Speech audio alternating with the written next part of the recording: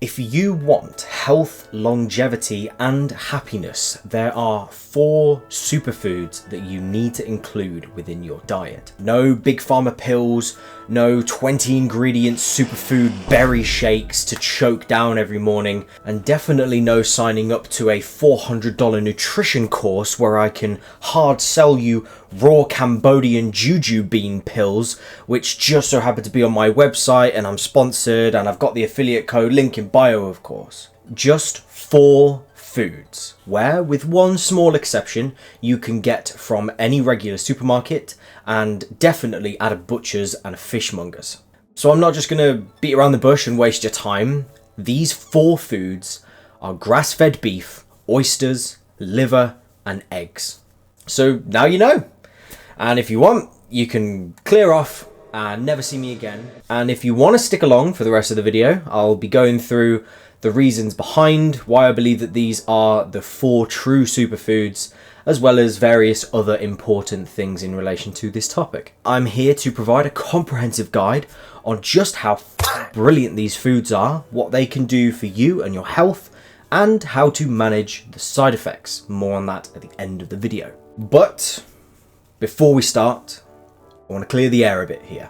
Any study that you've seen that attributes unprocessed red meat, unprocessed animal products, eggs, seafood, etc. to conditions like cancer or various other ailments and illnesses, it is a lie funded by vested interests, either outdated or disingenuous, and should be disregarded and completely ignored. Put simply, we survived on animal and seafood derived products for millennia, and it is argued that it is actually the reason in which we got the ability to reason and have such large, complex brain structures. I personally believe that we should have a serious reform and overhaul of the factory farming industry in order to prevent animals from just being reduced to meat or a sellable product. But ultimately, if it is a choice between artificial, factory-made, chemical-laden, hormone-deregulating fake shite and a cow, I will take the steak any day, and so should you. So grass-fed beef is derived from cows. Come on, keep up, people, take notes. We're going to have a test at the end, so make sure that you keep all of this information in that noggin of yours. Cows that are treated as they would be in nature, out in the sunshine, rain and cold, feasting themselves on luscious green grass. It is well known, however, that no matter what a cow eats, whether it is grass, grain or corn, that beef provides all of the essential nutrients in order to live your life. So no other food out there exists that you could limit it to just that one item and you would be able to survive and thrive for any significant amount of time. You would always slowly disintegrate into basically nothingness. So beef includes the full range of proteins, zinc, iron, selenium, B12, calcium, all of the good stuff. So unlike other ways of getting these nutrients and minerals and proteins and such, in beef it is the most bioavailable, the most efficient and the most in abundance that we are able to achieve. So let's go through all of these sections one by one, and in case you don't know, I will go through them, explain what they are, what they do for us and why we need them. So protein makes you fitter. It allows you to grow, which you should be doing every day, whether physically or mentally. It keeps your hormones in check, and it also keeps you happy and healthy just in general. A general rule is the less protein you have, the more illnesses that you will be prone to. So overall, without protein, you would just slowly waste away. So zinc helps you kill things that are not you through the little known process called your immune system. So it allows you to keep happy and healthy. It allows you to patch up those wounds when you fall over and you can't get up again.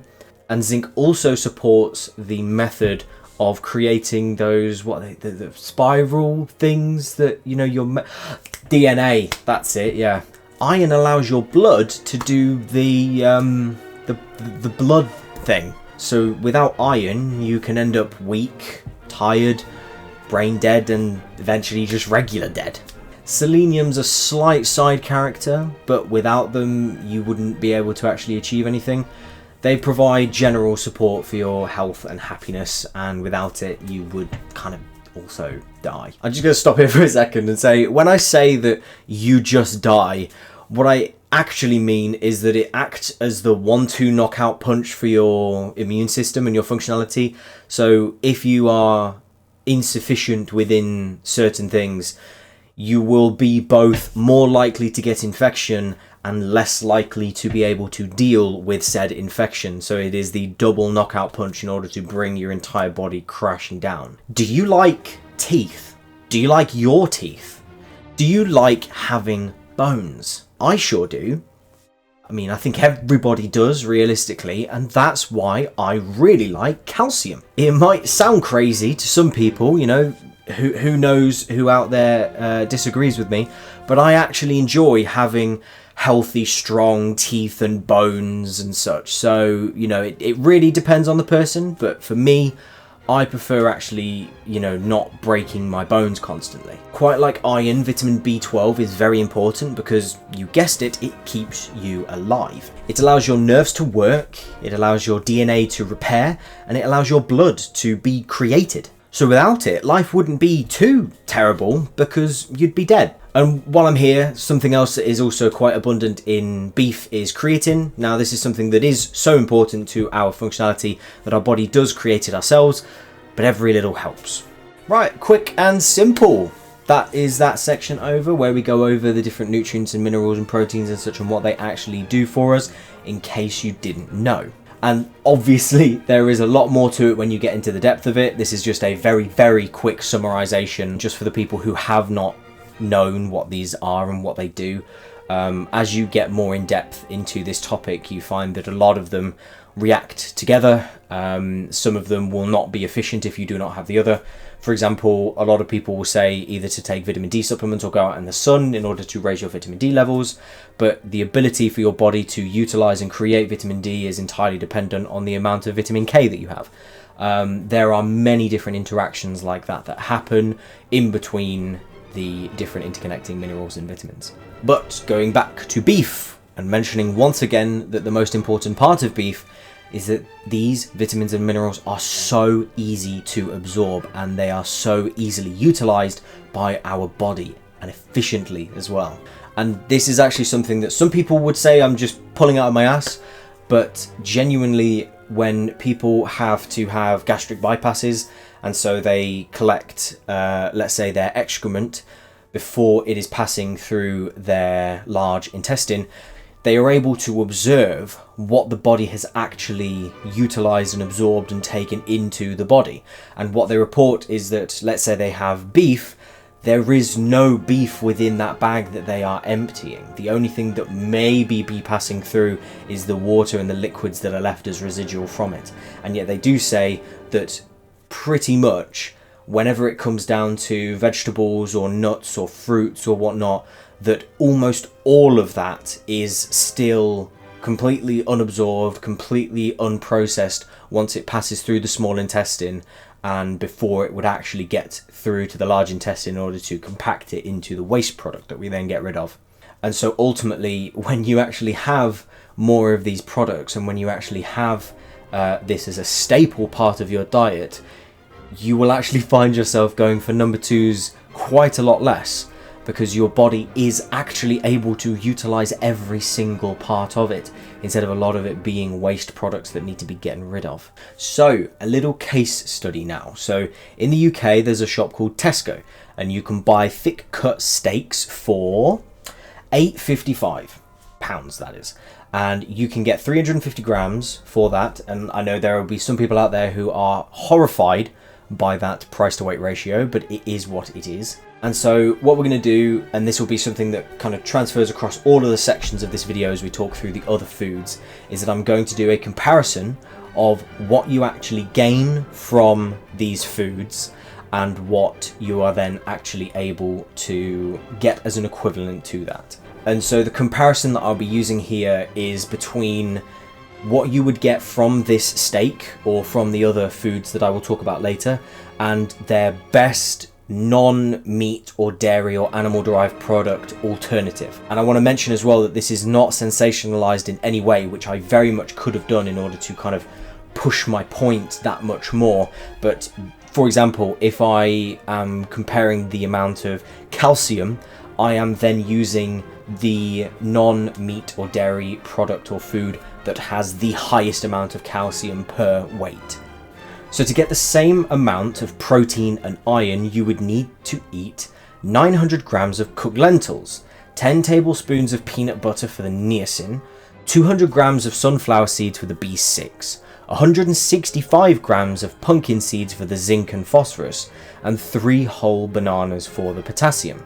The thing to note as well is that it is not possible for you to get B12 naturally without some kind of an artificially created B12 being added or fortified into a product. The other interesting thing to note is, compared to the 660 calories of the steak, all of these alternatives combined would be 3,914 calories and contain nearly just under 400 grams of pure carbohydrates, so enjoy getting insulin resistance too. When you choose grass-fed beef, you not only get some of the amazing benefits found from beef exclusively, but you also get a little known thing called health-promoting phytonutrients. And they must be good because there's nutrients and health promoting in the name, right? So it must be good for you.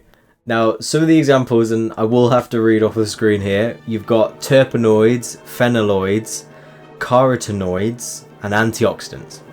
And why is this important, you may ask? Well, turns out a lot of the plant lovers out there like to use these health-promoting phytonutrients as an example of why it's important for you to eat grass instead of chicken. And yet it turns out that the vegan foods out there that are praised for being the most anti-inflammatory, the most anti-carcinogenic, and the most cardioprotective out there are actually beaten by the humble grass-fed beefsteak. And the kicker on that, again, is, like I mentioned before, with the grass-fed beefsteak, it is actually so much more bioavailable and efficient and able to be absorbed by our bodies. And it's not difficult to realize why. When we eat plants, yes, there may be healthy aspects to them, but our bodies are not designed to actually process them. And when you compare it to an animal like a cow that has evolved in order to have 4 stomachs to handle the complex level of digestion that is needed in order to turn these vegetables and grasses into healthy flesh, it's really no surprise.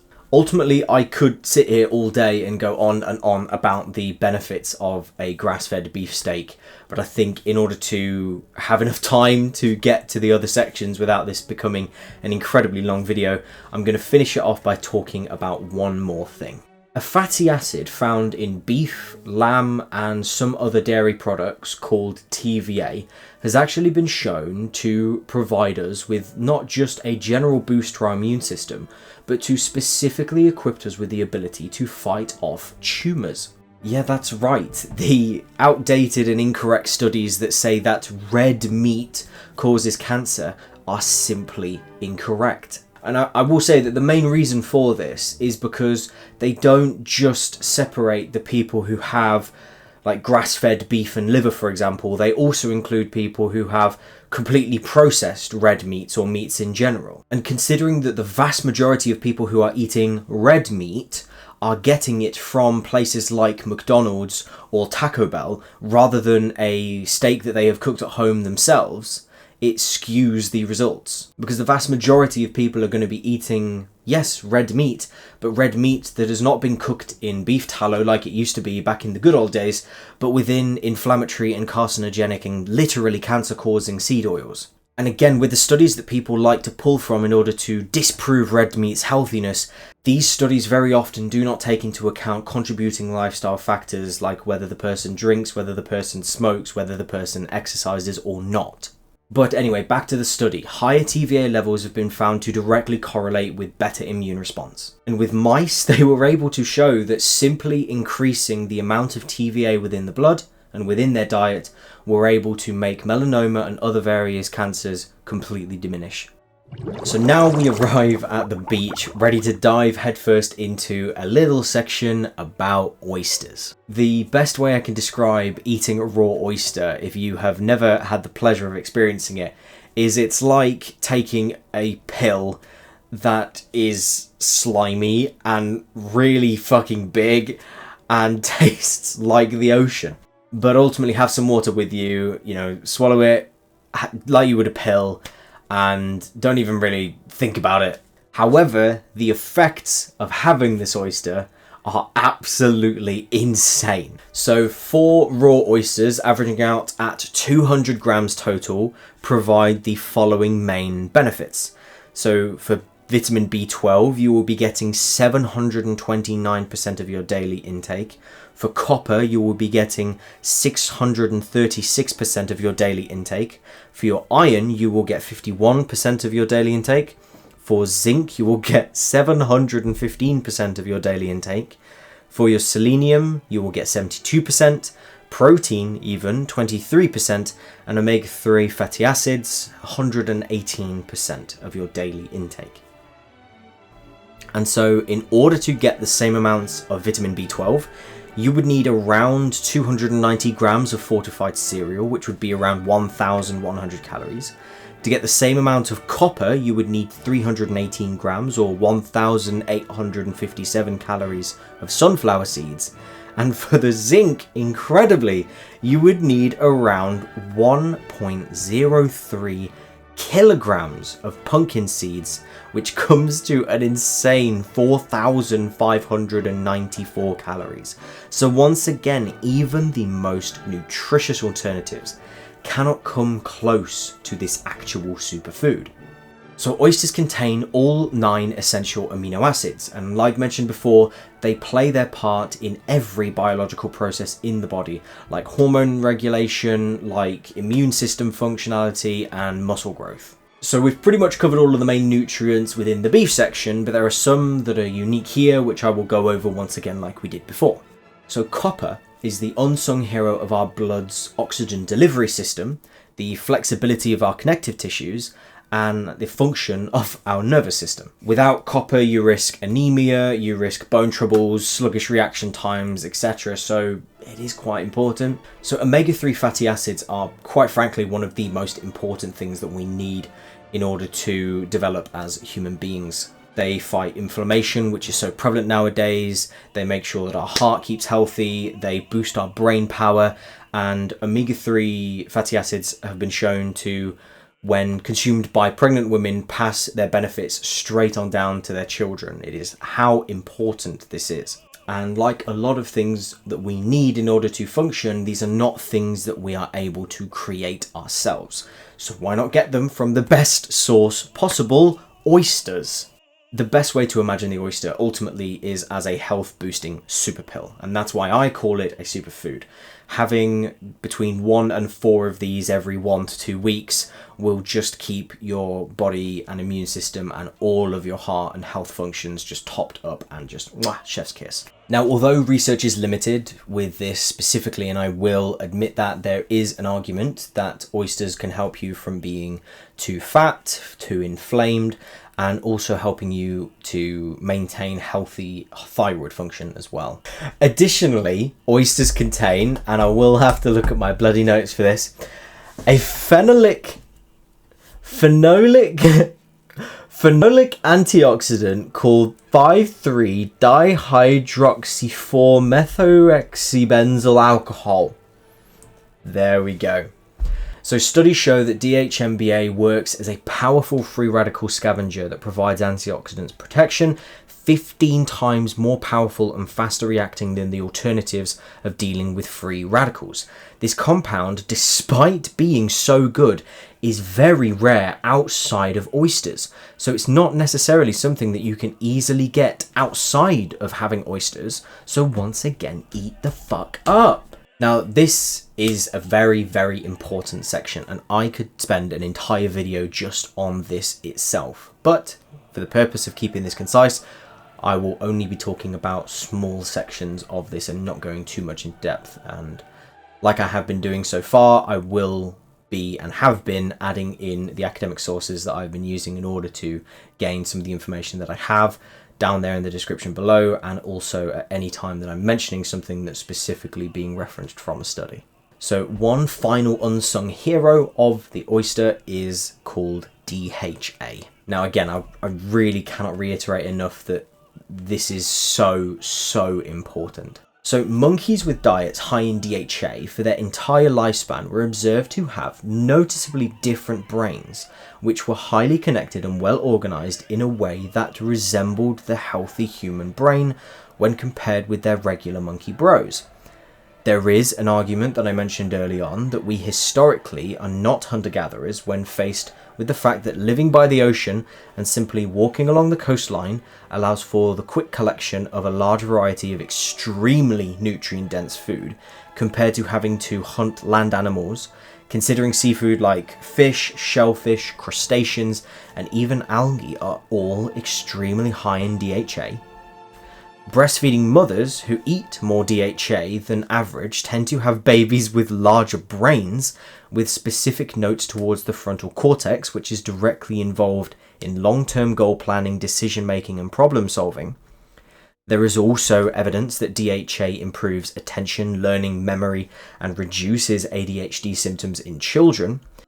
And seriously, if you can only take one thing away from this video, it is to have much more DHA in your everyday life and to avoid seed and vegetable oils like rapeseed oil, sunflower oil, and soybean oil due to them all containing something called linoleic acid. This has been shown to displace DHA from membrane phospholipids, which researchers are starting to believe is causing the massive increase in end-of-life neurological disorders.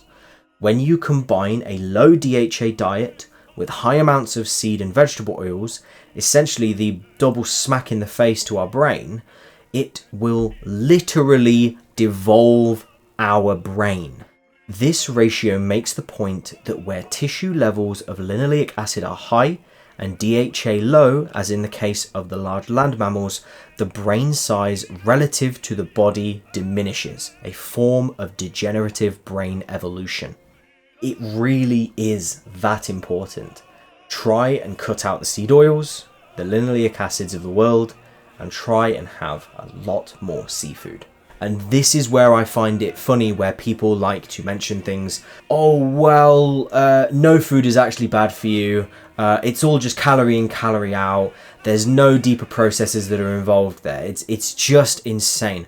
We clearly know that there are processes that happen that can seriously affect what is happening in our body that some people just do not even think about on a day-to-day basis. And one quick thing to mention as well is that plant-derived DHA is essentially useless. While it can be synthesized from alpha-linoleic acid, ALA, another plant-based omega-3 fatty acid, this process is very inefficient. Only 0.1 to 0.5% of ALA is converted into DHA in your body. Well, look at that, we're halfway through the video, I've already saved your life twice, and I've not even had to mention a kale and blueberry smoothie yet. Liver used to be a staple of our diet in the past, and unfortunately, because of the commercialization of the food industry, the sugar industry paying off scientists to insist that anything other than pure glucose syrup causes heart attacks, as well as people buying less from local butchers alongside some cultural changes too, we have seen an absolutely horrific decline in the consumption of liver since probably the 1980s. There is definitely an argument to be made with the fact that a lot of people who are experiencing chronic illnesses and long-term health problems can trace this back to when we started removing this food from our diets. Liver is actually one of the most nutrient-dense foods available, pound for pound. The amount that you get from even small amounts is genuinely ridiculous. So beef liver really is a macronutrient powerhouse. So per 114 grams of high quality beef liver, it provides around 988% of your daily vitamin B12. It provides 488% of your daily copper amount, around 981% of your vitamin A total, as well as 162-ish% of your riboflavin. It is also an excellent source of niacin, vitamin B6, folate, pantothenic acid, iron, phosphorus, zinc, and selenium. So to get the same amount of vitamin B12, you would need around 989 grams of fortified cereal, totaling around 3,740 calories. To get the same amount of copper, you would need to eat just under 550 grams or 3,180 calories of sunflower seeds. And to get the same amount of vitamin A, you would need to eat just over an entire kilogram of carrots. So once again, like what I've done in the previous sections, I'll quickly go over what these different vitamins and minerals that I haven't already covered are and what they do. So vitamin A is crucial for your vision, immune system, and your skin and reproductive health. One note here to definitely mention, it is so important to understand this though, is that you can get too much vitamin A. And especially if you're pregnant, this can cause serious issues. So it is important to make sure that you're not having too much of this, but in order to keep yourself topped up by still having it semi-regularly, like with the oysters, having it between, once or twice every 1 to 2 weeks. You're also able to get a fair amount of vitamin C from liver as well. Nothing compared to what you would be able to get from fruits like kiwis or oranges or strawberries, but still enough to dispel the myth that unless you eat an entire tree's worth of fruit, that you'll end up with scurvy. And there is also a significant amount of B2, which has been shown to help with the development and recovery of the brain. So throughout history, whether within the animal kingdom or through our early history, liver has had a huge part to play. Soldiers and warriors were even offered liver as sacrifices in order to build up their strength and help them recover from battles. Even in the natural animal kingdom, we can see that one of the first places that predators will actually target when they get a fresh kill is the liver, because that does contain the most amount of benefits in such a small area. So if their kill was to get stolen or if they had to flee quickly, they would still be able to get as much benefit as possible. And it does also have anecdotal evidence, with no official study to back this up, that when you have liver, it provides you with a long-term boost of energy comparable to something like coffee, just without the crash afterwards. And finally, what makes it even better is that despite all of its incredible benefits, it's extremely cheap, oftentimes coming in at the cheapest cut of meat, far, far below what would be considered premium cuts. Now, they say there is an agenda for us to live in the pod and eat the bugs, but I suggest instead that chickens can go do that, and as a result we will get one of the most nutritious and versatile foods available. To finish off this list, we turn our sights to the humble chicken egg. A chicken can oftentimes be seen as the pinnacle of health food when it comes to chicken breast, pairing very nicely with white rice and very boring boiled broccoli in order for us to get a very high in protein meal, but very nutrient lacking one as well. There is, of course, chicken liver for its amazing benefits and taste, and chicken feathers if you also want to get a lovely light sleep. Or not. But for me, one of the reasons why chickens are absolutely phenomenal is because of their eggs, with hens on average laying around 530 eggs throughout their entire lifetime. And they really are a powerhouse of excellent nutrition. So for every 100 grams of egg, you will get 84% of your choline, 30% of your B2, 49% of your B7, 36% of your B9, 41% of your B12, just under 50% of your vitamin D, 33% phosphorus, 12% zinc, around 11% copper, 33% iodine, and 57% selenium, with them also containing protein at 13 grams per 100 grams, but they also contain complete protein with a mixture of all of the essential amino acids, which can be sporadic within other food sources or products like whey concentrate. Now, unlike the other sections that I've mentioned that can be very, very high in certain sections, the egg can be seen as more of a general do-gooder that you can have every single day. Unlike other sections where I've been comparing the food with comparable non-animal or meat products, I won't actually do that this time, because ultimately eggs do not get their benefits from targeting specific sections. They get their benefits from providing enough for every section. It has essentially been found that the more eggs that you have, the healthier you are, with one direct quote being, "Our analysis suggests that higher consumption of eggs, more than one egg per day, was not associated with increased risk of cardiovascular disease, but was associated with a significant reduction in risk of coronary artery disease." Now, the Japanese, just like they like raw fish, also really like raw eggs.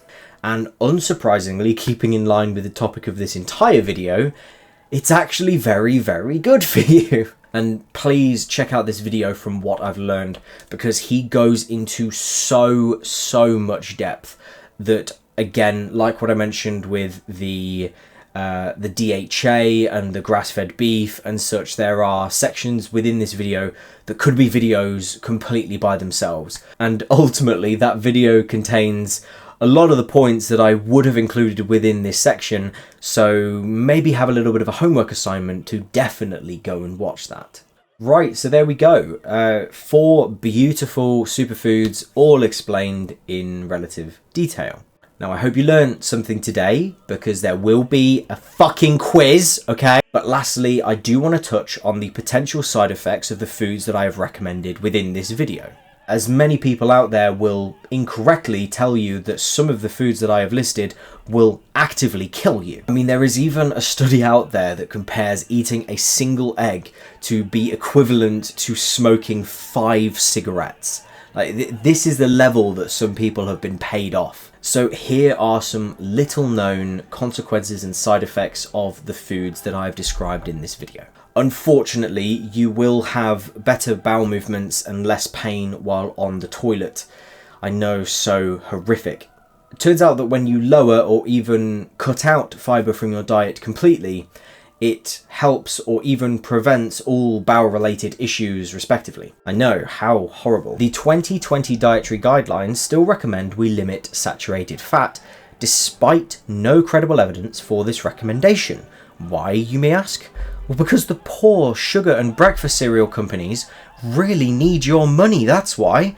You're not going to deprive their CEOs of a new penthouse, are you?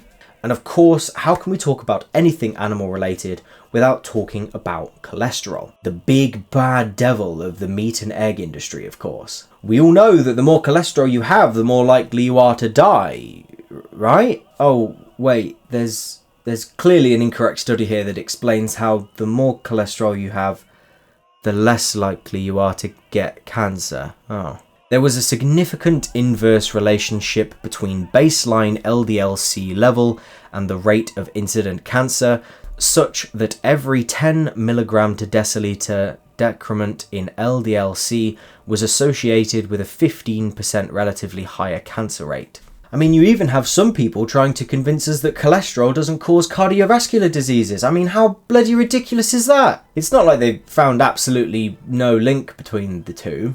And the majority of studies were not rigorous enough to draw any actual conclusions or anything.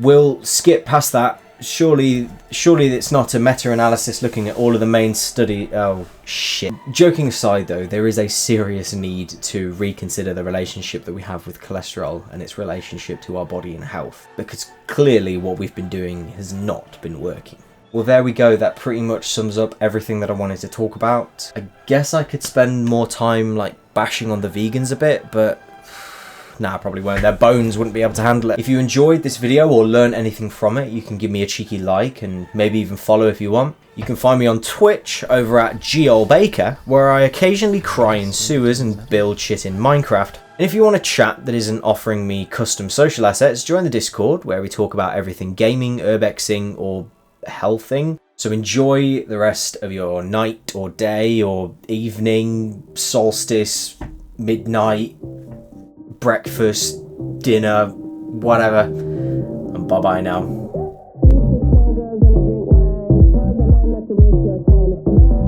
The man, he a joke, so you gotta get loose with the Henny